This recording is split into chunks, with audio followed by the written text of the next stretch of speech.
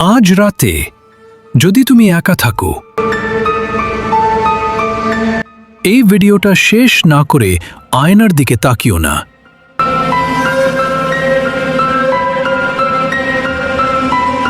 কারণ আয়না সব সময় তোমাকে দেখায় না।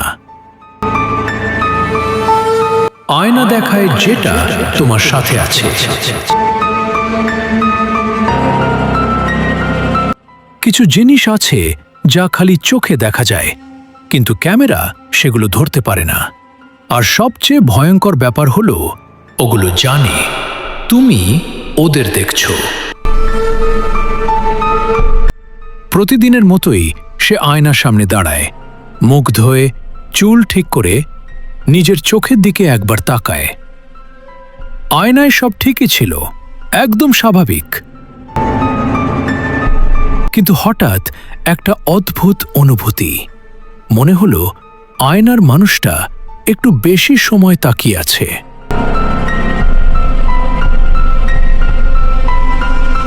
সে হেসে ফেলল, নিজেকে বলল, ভয় পাচ্ছিস কেন? কিন্তু ভয় ততক্ষণে শুরু হয়ে গেছে। এইবার আয়নার ভেতরের মানুষটা 1 সেকেন্ড দেরিতে নড়ল।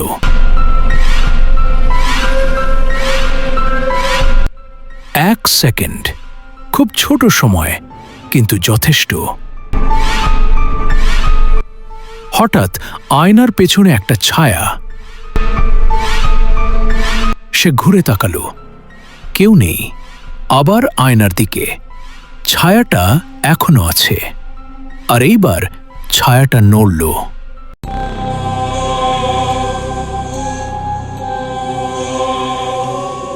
ভয়ে সে মোবাইলটা বের করল, ক্যামেরা অন করল, আয়নার দিকে ধরল। স্ক্রিনে শুধু সে নিজে, কিছুই নেই, কিন্তু খালি চোখে আয়নায় আরেকটা মুখ।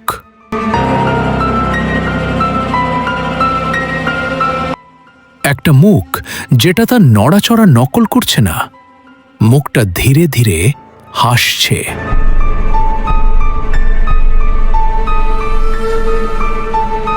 আর তখন সে বুঝল, ক্যামেরা শুধু বর্তমান দেখতে পারে, কিন্তু আয়না সব কিছু ধরে রাখে। ঘরের বাতাস ভারী হয়ে গেল। দেয়ালের ছায়াগুলো লম্বা হতে লাগল।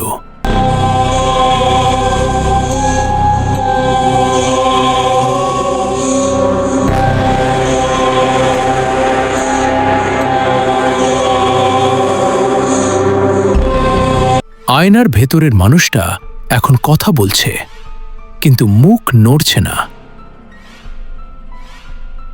সরাসরি তার মাথার ভেতর। ওটা তুমি না? হঠাৎ একটা সত্য মনে পড়ল। এই ঘরে, এই আয়নায় সে প্রথম না।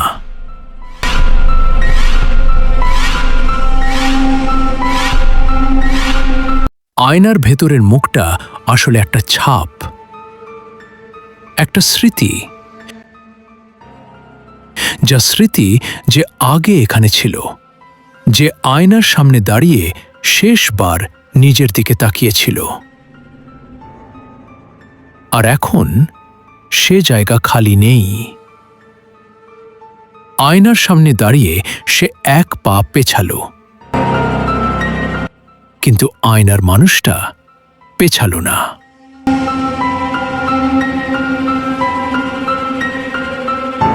যখন তুমি আয়নার দিকে তাকাবে,